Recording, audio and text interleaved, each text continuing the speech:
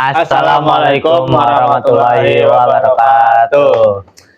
Today we will make a conversation about the topics Increase price of the fuel and why we should learn English language.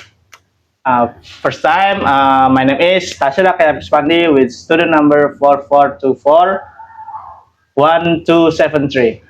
And then my name is Ridho Maulana with study number 44241234. Enjoy the video. Hello everyone, welcome back to today's talk, the podcast where we discuss current issues that affect our daily life. I'm your host, Taksin.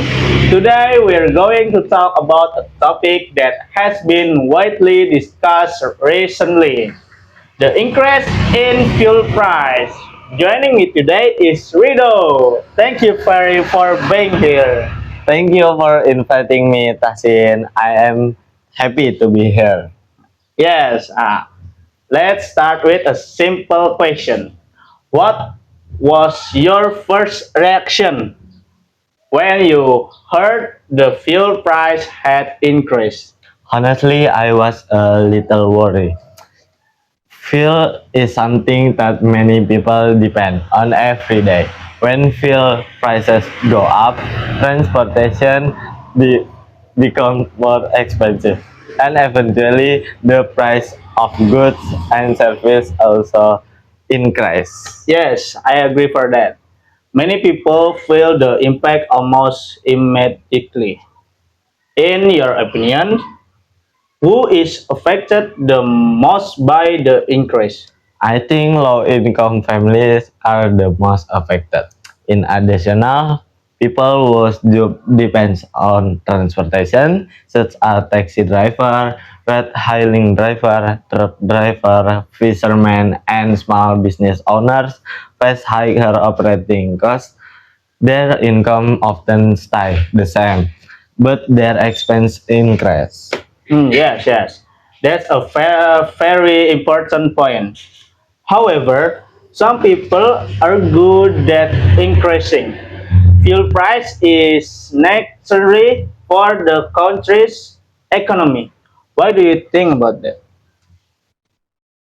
I understand that perspective. Government sometimes reduce fuel subsidies to manage the national budget and invest more in sectors like education, healthcare, and infrastructure. So, from an economic point of view, the policy might have a reasonable purpose.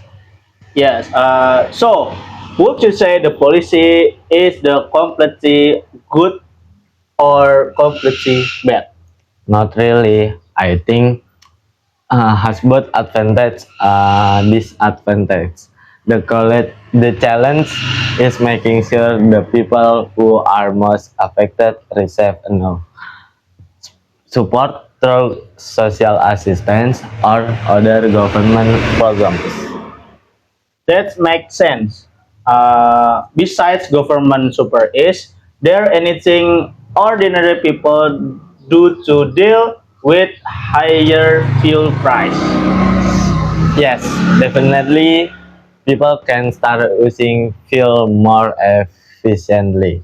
For example, they can use public transportation, share rides with friends or co-workers, plan their trips more carefully, or even consider alternative transportation when possible. Choose our practical suggestion. Do you think this situation could also encourage people to become more and very more mentality friendly? Yes, I believe so. Rising fuel prices may encourage more people to reduce unnecessary fuel consumption and consider cleaner energy source in the future. Although the transition will not happen overnight, it could have positive environmental effect in the long run. Yes, before we end today's episode, do you have any final talk for our listener? Of course, I believe that rising fuel prices affect everyone differently. Therefore, both the government and society need to work together. The government should provide clear information to appropriate assessment, while citizens should use energy wisely and adapt to changing economic conditions. Yes, thank you so much, Rido, for sharing your talk today. It was very interesting discussion. Thank you, Tasin. I was pleasure to be here. And thank you to everyone for listening today's talk. We hope today's discussion has given you a better understanding of the impact of rising fuel price. Don't forget to join again for another interesting conversation. Take care and see you next time. Goodbye. Today we are diving into a topic that sounds basic but is actually a massive game changer for university students. I'm joined by Tasin, a student communication. Tasin, let's jump right in. Why should college students even care about learning English when they already have much on their plate? Thanks, Rido. Glad to be here. To put in bluntly, English is so longer just cool skill. To put on your resume, it's the ultimate survival tool for higher education and the modern career landscape. Things of it the operating system for global knowledge. The operating system, that's a strong word.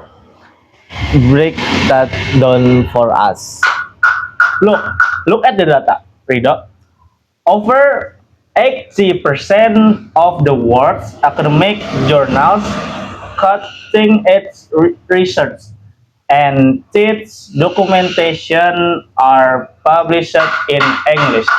If a student only relies on translate materials, they are essentially fuse the world so tiny out that windows they are missing out on the list discoveries in their own mayor. That makes sense for research, definitely. But what about students who just want to graduate, get a job locally, and call it a day? Do they really need it? Absolutely. Even local industries are heavily integrated with global markets now. Companies look for agility if a crisis happens or new global tools is introduced. The employees who can read the English manual or jump on a call with an off overcast supplier instantly becomes the most valuable person in the room. It's about career mobility. Right, it's about not putting a ceiling on your own growth. But let's to be real. Asin, learning a language is exhausting. Students are already stressed with exam, assignments, or organization work. How do you pitch English to someone who feels completely overwhelmed? I tell them to change their mindset. Don't treat English like a boring subject you need to memorize for an exam. Treat it as a tool for your hobbies first. Watch your favorite movies without subtitle, read article about your favorite football team, or listen to podcast. If you integrate to your daily life, the stress disappears, but the bluntly stays. I love that approach. Make a lifestyle, not a car. Now let's talk about networking. College is prime time for building connection. How does English play into that? Oh, exponentially, the internet has airs borders. Through LinkedIn, international webinars, or student exchange programs, you can connect with peers and mentors worldwide. If you speak English, your network expands from a few hundred local students to millions of brilliant minds globally. Got to you get to exchange ideas, join international competitions, and open doors you didn't even know existed. It really is the universal passport. Is in it before we warm up. Since what is one final piece of advice you give to student who feels it's too late or they too bad in language to stop now? Ah, it's never too late because friendship isn't about perfections. It's about connections. Don't worry about having a perfect uh, accent or phrase grammar right away. Just start speaking, making mistake and learning from them. Your future self will thank you for the discomfort you tolerate today. Well said, Sin. Fluency is about connection, not perfection. That is a perfect note to end on. Thank you for sharing your insight today. My pleasure, Rido. Keep pushing forward, everyone. And to our listeners, stop making excuses and start practicing. See you in the next episode of Campus Talk. See you.